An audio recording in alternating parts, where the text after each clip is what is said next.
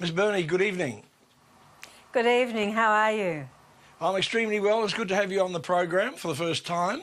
Look, this roller coaster ride, I'm thinking of 3 or 4 things. First of all, you had the sorry day at Parliament House. That was a high, then it seemed to drop away. Then we had the Uluru Statement. That was a high, then it dropped away. Then you had Ken Wyatt at the press club making a very strong statement. That was a high for Indigenous people. And then Scott Morrison, the Prime Minister, this week seemed to throw the cold water on it. So where do you think it stands at the moment?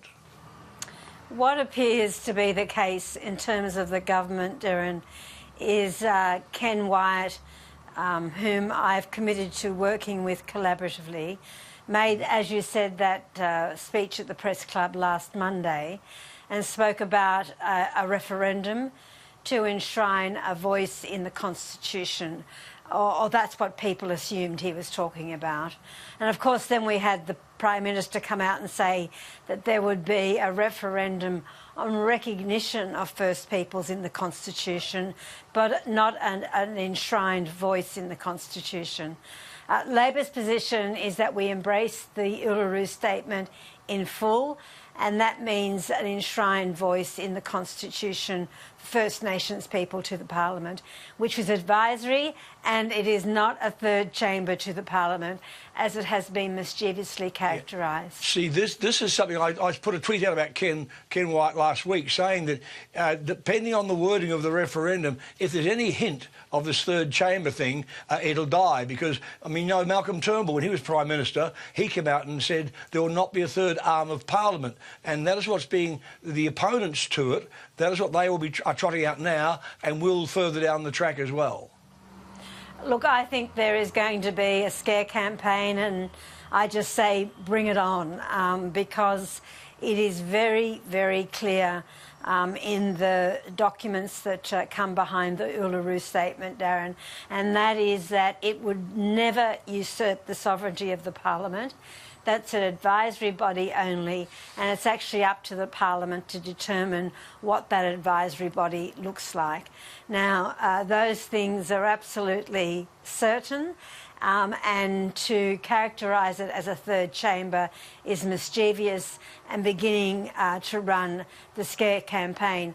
I'm not going to comment on the politics and the divisions within the government. All I know is that on the Labor side of the equation, we are very clear on embracing what First Nations people said through the Uluru Statement. Now, look, I agree there should be some recognition in the Constitution, I think, that of the First People, First Nation. But I've got to be honest with you, I've always, in my radio days and in politics, opposed the idea of Koori courts, because I think we have one system and it should stay that way. Does it worry you at all that this idea of special treatment will, in fact, be divisive and not all-encompassing? Well, I don't characterise it as special treatment. I think that, and you know, you've got the lived experience of being a member of Parliament. I think that if there is a permanent advisory body to all of us as members of Parliament on legislation that has a direct effect on Aboriginal people, it is going to go a long way, Darren, to addressing some of those intransigent issues like incarceration rates, removal of children, life expectancy, health and education, all the things that I know that you very much understand. One of the problems that we've had, of course, is that there has not been a national body for the Parliament to consult with. But how different, if it's not going to have the powers to try to influence Parliament, and if it's just going to be an advisory committee, how different would that be to, say, ATSIC, which didn't turn out well in the end? Well, the difference that people are seeking, and that's a fantastic question, and thank you for asking it, the difference that people are seeking is not to have what happened to ATSIC happen to this group. So ATSIC was abolished by John Howard, and when Amanda Vanstone was the minister. She now says that that was a mistake. But be that as it may, ATSIC was able to be abolished because it didn't have the protection or the permanency that a voice in the Constitution would have. So what people are really seeking is the establishment of an advisory body, a national Indigenous advisory body, that cannot be gotten rid of because the government of the day thinks it should go or doesn't like what it's hearing. Yeah, but of course the Jeff Clarks of the day didn't make it any easier either. Look, if I can move on to another issue involving a group of people, and that's the National Redress Scheme. I'm sad to say that it is not working well, and I was lucky enough to be appointed chair of that joint National Redress Scheme committee, but it's been too slow, there have been too few people paid out, and there was a tragic case this week, which I'll mention in my introduction with Chrissy Foster, that the feeling is by the victims, they're just waiting for us to die. The problem will die out, and that's abominable.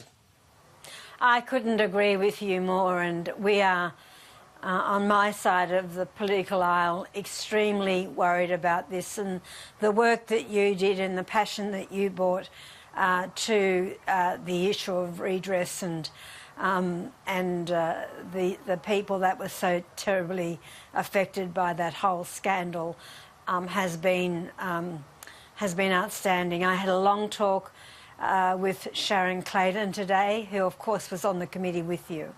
And Labor is of the same view as you, that there have been too few applications.